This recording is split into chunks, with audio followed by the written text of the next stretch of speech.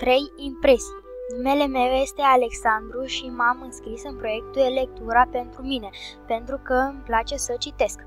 Mie mi-a plăcut să citesc o carte în formă tradițional, deoarece îmi place să simt mirosul de carte nouă și de aceea titlul, coperta și ilustrațiile m-au determinat să aleg această carte.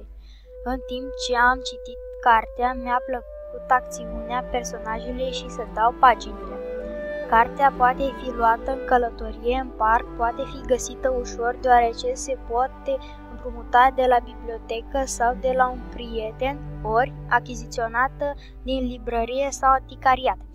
Mi-a plăcut de asemenea să citesc și de pe internet și chiar am găsit ușor lectura dorită. Internetul prezintă un avantaj în sensul că poți găsi o carte care nu este în librărie sau la bibliotecă sau dacă vrei să citești la sfârșitul săptămânii o lectură când librăria și biblioteca este închise.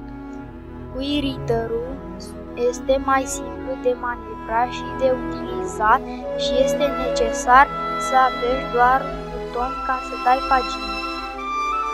E-reader-ul este foarte ușor și mai subțire decât o carte. Fiind electronic, nu se poate rup foile și se încarcă ușor. Literele sunt ușor reglabile, la fel de și așezarea în pagină.